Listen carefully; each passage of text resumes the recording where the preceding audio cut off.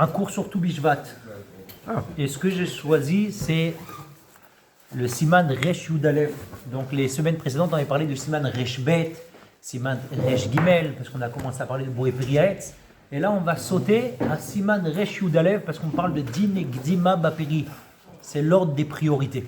Mais auparavant, j'aimerais parler un tout petit peu, pour faire une sorte d'introduction, c'est quoi tout Bishvat.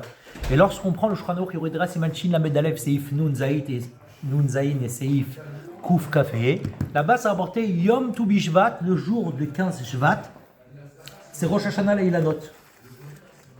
Et on est un peu troublé avec ce mot Rosh Hashanah La'ilanot.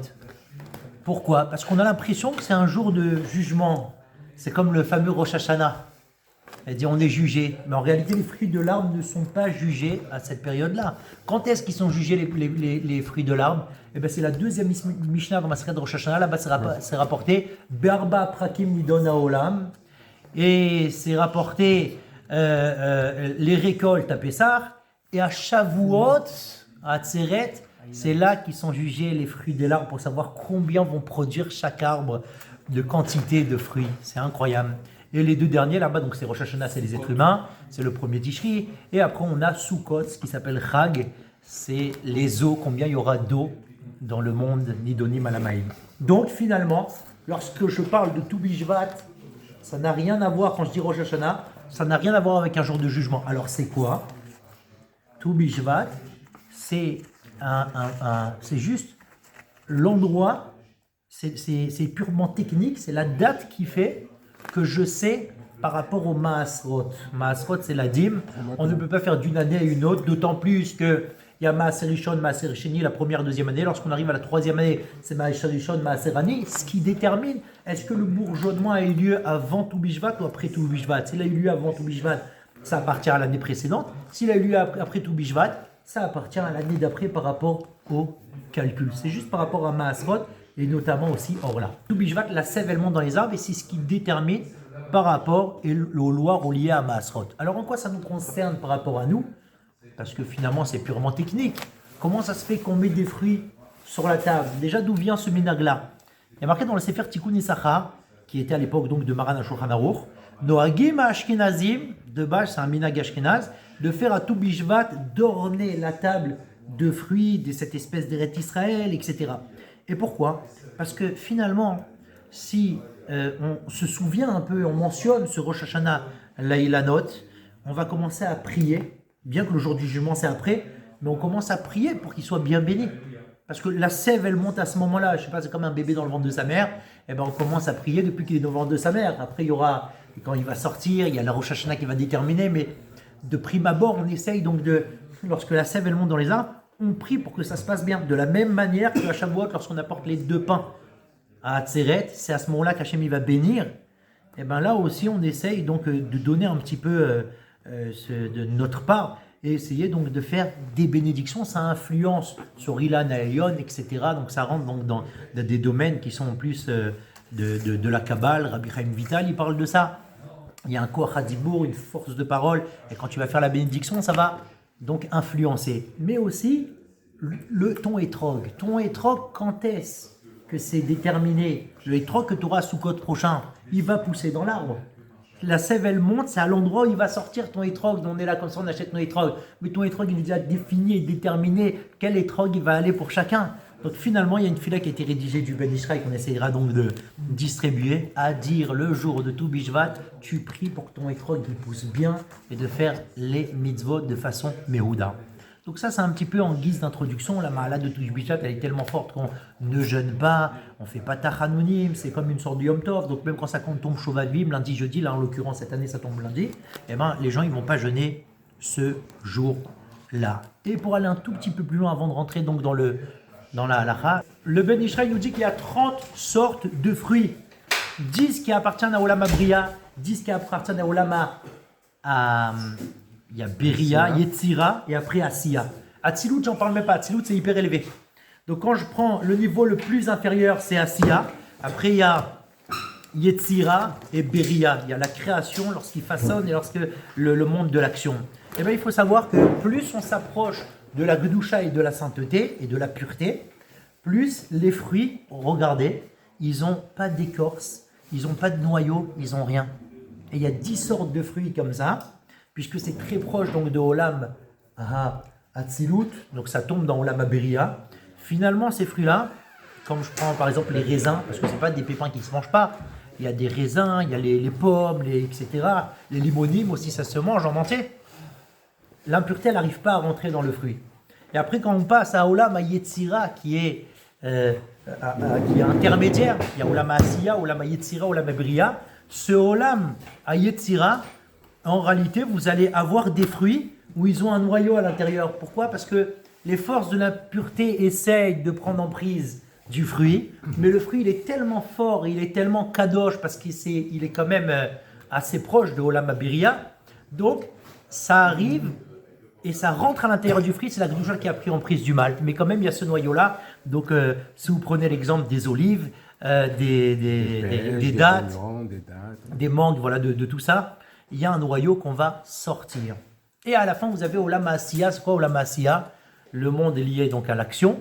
C'est tellement inférieur, c'est tellement bas que les forces de l'impureté, finalement, auront une emprise sur le fruit, mais même extérieurement. Et c'est pour ça que vous avez des sortes de fruits avec une écorce extérieure. Les noix. Comme par exemple les noix, exactement. Vous avez les amandes, toutes sortes de fruits, exactement, toutes sortes de fruits, que finalement, il faut enlever l'écorce, parce que c'est ça le Ben Ishraï qui dit tout ça. Alors maintenant, on rentre dans la halakha, c'est parti. Siman Resh Yud Aleph, c'est rapporté là-bas toutes les lois, l'ordre des priorités, donc dans les bénédictions. Donc vous avez les fruits qui ont été loués, que Shinishta Brecha Eretz Israël, qu'ils sont en Eretz Israël et ils ont reçu donc un Shevar, et on parle des 7 fruits d'Eretz Israël. Donc je cite, Eretz, Rita, Usora, Gefen, Utena, Verimon, Eretz, Zet, Shemen, Udvash. Et je vous ferai remarquer qu'il y a 2 fois le mot Eretz. Donc je vais traduire. C'est quoi Eretz? Eretz, c'est la terre. Donc quand je le traduis, la terre, Rita, le blé, l'orge, on a la vigne, le raisin, Gefen, Tena, la figue, Rimon, c'est donc la grenade. Et après de nouveau Eretz, Zet Shemen ou Dvash. Zet Shemen, on parle des olives. Dvash, c'est les tmarim, c'est-à-dire donc les dattes. Tout ce qui sont en premier dans le pasouk, il va être en premier pour l'ordre des priorités. Seulement, puisqu'il y a Eretz, il est en facteur sur tout ce qui vient après, et le deuxième Eretz sera aussi en facteur sur ce qui vient après. Tout ce qui est le plus proche de Eretz, ça va venir avant. Donc je reprends l'ordre. Ça va donner le blé, l'orge, directement l'olive, la date, parce qu'il est en seconde position après Eretz. Et après, il y aura raisin, figue, grenade. Pas comme ce que c'est marqué donc dans le passouk, parce que je vais faire en fonction du mot Eretz. Blé, orge, olive, date, raisin, figue, grenade. Maintenant, la question qu'on peut se poser ici, c'est Seora. Pourquoi Seora, qui est en deuxième position finalement au premier mot Eretz, pourquoi finalement ça vient en deuxième position dans la finalité globale? Ça devrait être en troisième position, parce que tu prends Eretz, Rita, après tu passes aux olives, on aurait dû dire le blé, l'olive, après l'orge, la date, vous comprenez? Et donc finalement, pourquoi on met Seora avant? Donc ici en fait, c'est quoi la réponse? La réponse c'est que l'orge, finalement tu peux faire du pain avec, donc il a toute son importance. Et aussi, quand on est en train de parler d'une bracha mésonote, la brachat mésonote, elle est quelque part beaucoup plus mieux définie et plus mévoreret, ça veut dire plus clair, d'accord, qu'une autre bracha. C'est la raison pour laquelle ça va faire chita ou sora, blé, orge, ça va toujours ensemble. Et après, tu vas faire olive, date, raisin, figue, grenade. Voilà. Et il en va de même pour les aliments qui sont faits à base d'avoine, de seigle et tout ça. Tout ce qui est des 5 céréales, ça sera donc c'est cette idée-là, ça va venir donc en première position. Donc si maintenant j'ai en face de moi, dans ces fruits-là qu'on a cités, je vais devoir respecter donc cet ordre-là. Maintenant, lorsqu'on est en train de parler donc de mésonote, donc la priorité du mésonote, de manière générale, la bracha mésonote, elle est beaucoup plus définie, elle est mieux définie qu'une bracha boré périaetz. Périaetz, c'est les fruits de l'arbre. Mésonote, c'est plus défini que boré périaetz, que boré piradama, que chez Akol. Pourquoi? Parce que finalement, on mentionne ici la spécificité nutritive de l'aliment. Boré, miné, mésonote, ça nourrit. Donc, ça prend quelque part un petit peu le dessus. Et si vous avez donc du riz orez, vous avez du riz, et vous avez à côté de cela des fruits des shivat aminim, qui sont que boré peri haetz, et qu'il a envie de manger des deux. On ne parle pas qu'il n'a pas envie de manger des deux, sinon ça ne commence pas. Ça commence même pas. Donc il veut manger des deux. Il va d'abord faire boré miné mezonot avant les 7 fruits d'Eret Israël. Et c'est seulement après qu'il va faire boré peri haetz. Ça, c'est qui dit ça? C'est apporté dans le Biur Halacha, le Birkat Hashem, mais il faut savoir que le Kafarim ne pense pas comme ça. Donc je tiens à le dire. Et même le Shutor Letzion, le Chazon Ovadia, il te dit, il n'est pas inclus dans Chita ou Sora, on doit quand même prendre en considération les Shivat Aminim. Donc si je me trouve dans une situation-là, c'est pas, finalement, ça ne fait pas partie des 5 espèces, le riz. D'ailleurs, le riz, on peut le manger à Pessah, pour ceux qui en ont l'habitude de le manger à Pessah. Ça ne fait pas partie donc des 5 espèces. Donc, tu ne peux pas faire Boré Mini Mezonot sur le riz avant les Shivat Aminim. Donc c'est ça qu'on retient, ce qu'ils disent, le Rav Ovadia Yosef et le Orlitzir. Je passe maintenant au Seif Aleph de Resh Yud Aleph. Dans Resh Yud Aleph, Seif Aleph, il rapporte comme ça, il te dit, vous avez ici 2 fruits, d'accord? C'est la même bracha, c'est Boré Peri Haetz. Donc tu sais très bien que quand tu vas faire Boré Peri Haetz sur un fruit, tu vas plus pouvoir faire Boré Peri Haetz sur le fruit d'à côté. Mais le problème, c'est que dans ces 2 fruits, il y en a un qui est d'Eret Israël et l'autre qui n'est pas d'Eret Israël, mais tu le préfères. C'est ce qui s'appelle Chaviv. Donc lorsque c'est Chaviv, donc finalement, ça va passer avant, normalement, parce que c'est Chaviv.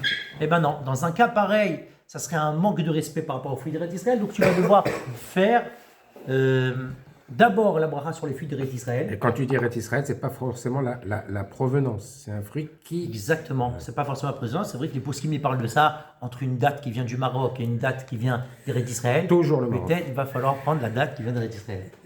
D'accord. En tout cas, c'est... J'ai juste oublié de vous dire quelque chose avant. Il y a un moyen mnémotechnique selon le nombre de noyaux et de pépins pour savoir, quand j'ai dit le blé, l'orge, l'olive, la date, raisin, figue, grenade, pour savoir ce qui passe avant. Donc je saute le blé et l'orge, ça c'est normal. Et juste après, il y a quoi? L'olive. L'olive, ça a un seul noyau. Donc c'est en première position. Après l'olive, il y a quoi? Blé, orge, olive, date. Date, il y a un noyau qui est coupé un petit peu en 2. Donc c'est en deuxième position. Après, on continue. Raisin. Raisin, il y a quoi? Il y a 3. Donc c'est en troisième position en général. On voit, il y a 3 noyaux dans le raisin. Après, figue, il y en a beaucoup plus. Et grenade, mais alors là, vous en avez. Donc c'est une manière de se rappeler le blé, l'orge, raisin, figue, grenade. Et donc je reviens à ce que j'étais en train de dire par rapport. Il n'y a pas la date? Aux fruits. Hein? En deuxième, pardon. C'est la date, c'est un peu le noyau qui est fondu en 2. Donc récapitulation, on a dit qu'on a 2 fruits devant nous. Un fruit d'Eret Israël, un fruit, le kiwi. Voilà, le kiwi, j'adore le kiwi. Et à côté de ça, j'ai une date. Eh ben, c'est la date qui passe en première position parce que c'est un manque de respect par rapport aux fruits d'Eret Israël. Après, je continue. Vous avez et ça, je tiens à dire, je ne l'ai pas dit tout à l'heure, que même s'il n'est pas entier, même si le fruit d'Eret Israël, il n'est pas entier et il n'est pas chaviv, il n'est pas important à tes yeux, tu fais quand même sur le fruit d'Eret Israël. Mais par contre, si dans ces fruits-là, il n'y a pas min shiva, ça veut dire qu'il n'y a pas donc l'espèce, une des 7 espèces d'Eret Israël, et bien finalement, qu'est-ce qui passe en première? Oui, c'est sur lequel que tu vas faire en premier, c'est sur celui qui est le plus important. Sur celui qui est le plus important, tu vas faire Boré Peri Haetz, ça va acquitter l'autre. S'il y en a 2, encore une fois, qui n'est pas des 7 fruits d'Eret Israël, c'est celui qui est le entier que tu vas faire à la bracha, pas celui qui est coupé. Maintenant, c'est quoi la définition de Chaviv? J'aimerais comprendre c'est quoi la définition de ce qui s'appelle Chaviv. Donc, c'est quelque chose important. C'est important quoi? Ça veut dire quoi c'est important? C'est sûr qu'on parle que c'est important à mes yeux. On ne parle pas que c'est important aux yeux du monde. Mais est-ce que c'est à l'instant présent que je regarde, au moment précis où je veux le manger, ou c'est de manière générale? Quelqu'un qui aime la mangue de manière générale. Mais maintenant, il n'a pas forcément envie d'une mangue. Et il y a un autre fruit qui est à côté. Est-ce que ça va prendre... Est-ce que je vais faire par rapport à mon envie forte que j'ai maintenant, ou par rapport à ce qu'il y a donc de manière générale? Eh bien, la halakha, elle est, c'est cité dans le Shulchan Aruch, mais la halakha, elle est que je vais par rapport à de manière générale. C'est ça, c'est comme ça qu'on fait pour définir ce qui est chaviv. Maintenant, c'est quoi l'astuce? L'astuce, c'est de manger un petit bout, boré pérez, parce que de toute façon, je compte le manger. Je prends un petit bout et après, je peux continuer à manger donc de l'autre fruit et revenir après à la fin à ce fruit-là. Maintenant, on rentre dans la deuxième phase, et c'est toujours Seif Aleph d'ailleurs, qui est En Brachot Shavot. Ça veut dire que les brachot ne sont pas, Ne se valent pas. donc ils sont différentes. Les brachot sont différentes. Boré Peri Haetz, Boré Peri Adama. Alors là, il y a un grand chidouche, écoutez bien. J'ai en face de moi Boré Peri Haetz et Boré Peri Adama. Ça, c'est sûr que ça passe avant chez Akol. Chez Akol, c'est trop général. Boré Peri Haetz et Boré Peri Adama, c'est plus spécifié. D'accord? Donc, ça passe avant chez Akol. Mais entre les deux, Boré Peri Haetz et Boré Peri Adama, Maran HaShulchan Aruch écrit dans Siman Resh Yud Aleph Seif Aleph que tu peux choisir ce que tu as envie. Et Zeshirtse Yagdim, et ça va beaucoup plus loin, Afilu lo chaviv alav. Même si c'est pas quelque chose qui est chaviv, ça veut dire que tu as deux choses devant toi, d'accord? Même si c'est un des fruits d'Eretz Israël, regardez le chidouche incroyable. Tu as une date devant toi. Cette date, elle est Boré Peri Haetz. Tu as aussi devant toi une banane, et tu adores la banane mieux que la date, c'est Boré Peri Adama. Le fait de faire Boré Peri Adama, ça ne porte pas atteinte à Shivat Aminim. Quand est-ce que ça porte atteinte? Quand c'est la même bracha. Si c'est la même bracha, tu vas faire Boré Peri Haetz sur le kiwi, tu vas inclure la date. Donc il faut d'abord faire sur la date, après le kiwi. Après tu manges le kiwi. Mais ça ne porte pas atteinte au kavod des fruits d'Eretz Israël quand c'est deux brachot différentes. Boré Peri Haetz, Boré Peri Adama. Et toi tu préfères la banane. Donc tu vas faire sur celle que tu as envie. Et comme ça il dit le Rav Ovadia Yosef. Seulement, le Ben Ishraï, le Kaf HaChaim, il y a beaucoup de poskim qui disent qu'il faut respecter ce qui s'appelle Magar Esh. D'accord? Sachez que Magar Esh, donc j'ai dit d'abord c'est pas Magar Esh, c'est Motzi Mezonot même, Gimel Agefed, Aïn c'est Haetz, Esh, Aleph Adama, Eshin c'est Sheakol. Sachez que cet ordre-là, ce n'est pas d'après Maran Shulchan Aruch. Le Rav Ovadia Yosef, il dit qu'en réalité, tu n'as pas forcément besoin de faire Haetz avant Adama. Je ne parle pas Mezonot et Sheakol, c'est les deux extrêmes. Mezonot, c'est beaucoup plus rachouf que tout, et comme un Motzi d'ailleurs, et Sheakol, c'est trop général.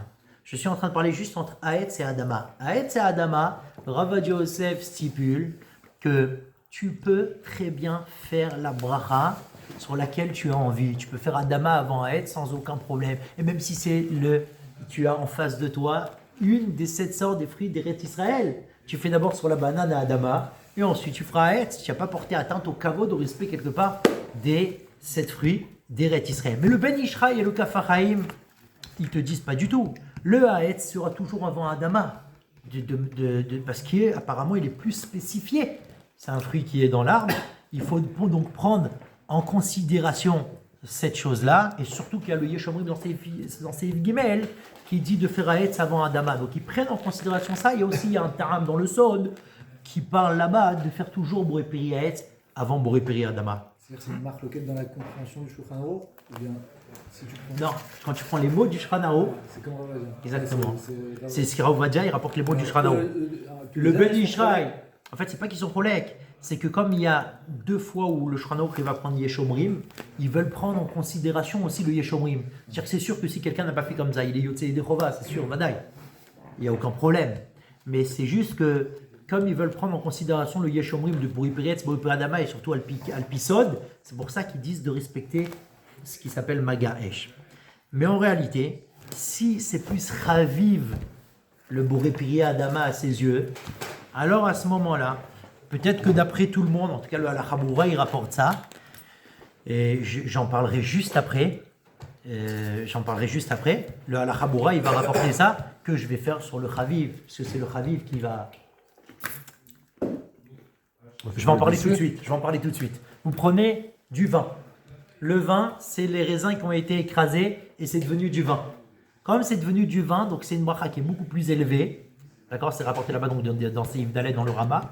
Et donc le Rama, et comme ça il est posé avec le Ben Ishraï, le Kaf HaChaim, etc. Ça va passer avant. Donc je refais le blé, l'orge, le vin, et après ça continue. L'olive, la date et tout ça. Mais finalement des raisins des raisins qui ont été écrasés, qui sont devenus du vin, ça passe avant. Donc par exemple, dans une table de Ashkenaz, avec les fruits qui sont à table, et il y a aussi du vin. Je me rappelle donc quand j'étais à Metz, on avait fait donc le tout bishvat comme ça, ils avaient distribué des papiers. Et sur le papier, qu'est-ce que je vois? Ordre du Seder, le blé, l'orge, le vin, faites sur le vin. Et moi je me suis dit, mais attends, mais le blé, l'orge, l'olive, la date, raisin, c'est pas le vin, le raisin, ça passe en 5e position. Ben, ça monte de la 5e position à la 3e position parce que c'est du vin. Ça, c'est qui parle? C'est le Rama, le Ben Ishraï, le Kafaraïm. Viens le Rav Ovadia Yosef, il te dit, excuse-moi, je regarde le Shulchan Aruch. Le Shulchan Aruch, il te dit, tu peux choisir, c'est pas parce que c'est devenu du vin, tu peux très bien choisir ce que tu as envie entre les deux. Pourquoi? Parce que tout à l'heure, on a dit le principe que quand les bénédictions ne sont pas égales, tu as Boré Peria Geffen et Boré Peria Etz, ce n'est pas un manque de respect si tu fais l'une avant l'autre par rapport à Shivat Aminim. Donc tu peux choisir tout le temps. À chaque fois que les bénédictions ne sont pas égales, tu peux choisir tout le temps. Comme ça, il dit le Rav Ovadia Yosef. Vient le Halacha Boura et il te dit, tu sais quoi, pour prendre en considération tout le monde, il te dit, même mon père, qu'est-ce qu'il dit? Il dit que tu peux choisir ce que tu as envie. Donc si tu peux choisir ce que tu as envie, alors fais Boré Peria Geffen en première position. Et après, tu feras donc le Boré Peria Etz sur la date. Le problème. Donc comme ça, il dit aussi le Ishmatzliach, le Rabbi Meir Mazouz, Mishnah Berurah Ishmatzliach. Le problème ici, c'est que oui, c'est vrai que je peux faire à Geffen et choisir et après faire à Etz. Mais si c'est plus raviv pour toi, la date, plus que le vin, je préfère manger une date que du vin. À ce moment-là, tu ne peux plus dire ce chidouche-là, vous comprenez? Et donc à ce moment-là, d'après Ovadia Yosef, c'est le Chaviv qui va remporter. Donc tu fais d'abord donc, sur la date. Mais d'après le Ramadan, tu feras sur le vin parce que ça a une bracha beaucoup plus spécifique. Alors, donc il faut faire attention au Shabbat lorsqu'on a fait le Kiddush avant. De toute façon, on a déjà quitté le vin du Kiddush. Ça, c'est entre parenthèses. Maintenant, tout ce que j'ai parlé, c'est selon l'usage, selon ce que toi tu considères comme Chaviv. Mais si tu regardes le minhag, l'usage de manière générale, ou la santé, alors à ce moment-là, tu as deux sortes devant toi, il n'y a plus du tout d'ordre de priorité. Si de manière, pour une raison médicale, où ils ont l'habitude de faire ça comme ça, il n'y a plus d'ici d'ordre de priorité. Je donne un exemple. La personne va manger des pâtes, c'est son repas. Il mange des pâtes, il sait qu'à un moment donné, il va boire de l'eau, et après, il va prendre son dessert, des pommes. Et là, tu vas dire, attends 2 secondes. Donc, puisque je vais boire de l'eau et après, je vais prendre des pommes, donc je vais devoir faire d'abord Haetz. Non, Shakol. Non, mais d'abord, je dois faire Haetz avant Shakol. Maisonnette et... En fait, Maisonnette, c'est le début de mon repas. Oui, je mange d'abord mon dessert et après, je bois de l'eau. Voilà, et après, je bois... Ben non, parce que... C'est en pas fait, l'ordre. Exactement. Ma gorge s'achève un peu, je prends de l'eau et après, à la fin, je vais prendre... C'est pas l'ordre, mon dessert, je le prends à la fin. La même chose avec lorsqu'une personne... il est donc sa gorge elle est asséchée, il vient d'arriver du bureau, il a besoin de prendre de l'eau, c'est ce qui va l'aider, c'est ce qui va faciliter un petit peu donc la déglutition. Il boit de l'eau et après il va manger. Tu ne dis pas non, il faut absolument respecter l'ordre Maisonnette et après tu bois de l'eau que après. Non. Donc si c'est pour raison médicale ou si c'est pour tout, c'est l'usage, c'est comme ça, il n'y a pas besoin donc de faire forcément par exemple Boré Peria Etz avant Shakol. On suit l'ordre logique du repas. Maintenant, quelqu'un qui a inversé, il a inversé l'ordre, d'accord? En cas d'erreur, quelqu'un dans les Shivat Aminim, sans faire exprès, voilà, il a fait Boré Peria Etz sur une pomme, après il se retrouve devant les Shivat Aminim.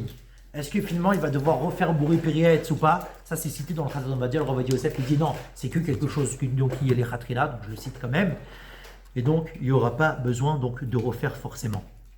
Lorsque je parle de Chamishet Minedagan, qui sont donc les 5 céréales. À chaque fois que je dis que Hita ou Seora, ça va venir avant les pérodes, c'est que quand Alou Bemadrika, ils sont montés à un niveau, on en a fait un gâteau, c'est devenu quelque chose de rachouf, d'important. Mais si vous prenez maintenant quelque chose, c'est consommé sous forme simple, une graine de blé, d'orge, etc., c'est sûr qu'il n'y aura aucune ordre de priorité avant les 7 fruits donc d'Eretz Israël. Ça, il n'y aura aucun problème. Il peut choisir ce qu'il a envie, comme ça il rapporte donc Shulchan Aruch. Et vous avez la bracha qui est identique, vous avez des cacahuètes et du riz soufflé, les deux c'est Ha'adama. Si à tes yeux c'est la même chose, tu peux prendre ce que tu as envie. Mais c'est toujours mieux de prendre donc, le riz soufflé, dit le Shulchan Aruch avec le Mishnah Berurah. Si le boten, donc qui sont les cacahuètes, c'est plus important par rapport à toi, donc il va falloir faire d'abord sur les cacahuètes. J'arrive au dernier chidush que je voulais dire pour aujourd'hui. C'est ce qui s'appelle prix Hadash. On a ici, devant toi, tu as une des 7 espèces d'Eretz Israël et aussi une autre espèce que tu fais chez Hanou dessus. Par exemple, la date et quelque chose qu'on fait chez Hanou dessus qu'on n'a pas mangé depuis longtemps, la mangue. Non, pas la mangue. Pas la mangue, non. Haetz, moi je parle de Haetz. La pastèque. La pastèque, c'est toute l'année, je crois, en rayon. Les caroubes, d'accord? Les jujubes, les caroubes. Donc maintenant, qu'est-ce qui va se passer ici? Qu'est-ce que je fais dans un cas pareil? J'ai les 7 fruits d'Eretz Israël et chez Rianou. C'est très intéressant. Il te dit le chouk lève Abraham. Il te dit qu'en réalité, tu vas prendre le fruit qui est chez Rianou. Pourquoi? Parce que la question sous-entendue, c'est la suivante. Chez Rianou ne se dépose pas encore sur moi tant que je n'ai pas mangé le fruit. Donc prends les fruits d'Eretz Israël et 7 fruits d'Eretz Israël et après tu fais chez Rianou. Sachez Rabotai que chez Rianou de base, on doit le réciter à partir du moment où j'ai vu le fruit. Normalement, rien qu'avec la vision, je vois le fruit. Chachamim m'ont institué Il faut le manger. qu'il faut avoir une sorte de hana, de profit direct dans le corps pour pouvoir faire chez Rianou. Donc, maintenant, si on part de ce postulat, une fois que chez Rianou, en fait, de base, il s'est déposé sur moi dès la vision, au moment où je regarde. Donc finalement, je dois faire chez Rianou en premier. Et puis pour faire chez autrui, il faut faire Haetz. C'est la raison pour laquelle, d'après ce shoot Lev Abraham, eh bien, je vais devoir faire comme ça. Il dit d'ailleurs le Rav Ovadia Yosef, il est possède comme ça la lacha. Je fais d'abord chez Rianou avant les Shivat Aminim Bourri Haetz. Ça va acquitter les Shivat Aminim. Il y en a qui sont collègues d'ailleurs, donc le Rav Mordechai Eliaou, il ne pense pas comme ça. Il y a le shoot Sharga Hameir qui dit qu'en réalité, il faut toujours faire les 7 fruits d'Eretz Israël parce que ça n'a pas été cité dans le Passouk par rapport à Shechianou. Et il y a ici, j'ai vu tout à l'heure, Yesh Omrim, que dans un cas pareil, il fera Shechianou juste en regardant. Après, il fait Bouré Piriaetz sur un de ces fruits d'Eretz Israël, la date, et après, de suite après, il va manger. Donc, c'est pas comme s'il a fait Shechianou comme ça, donc, dans le vide. Pour sortir de toute marloquette, il est bon d'amener un fruit nouveau sur la table. Une fois, le fruit nouveau que tu as amené, il faut l'amener après que tu as déjà fait sur les 7 espèces. Ne le mets pas donc devant toi pour ne pas rentrer donc dans des marloquettes bien primitives. Et on fera que chez Rianou.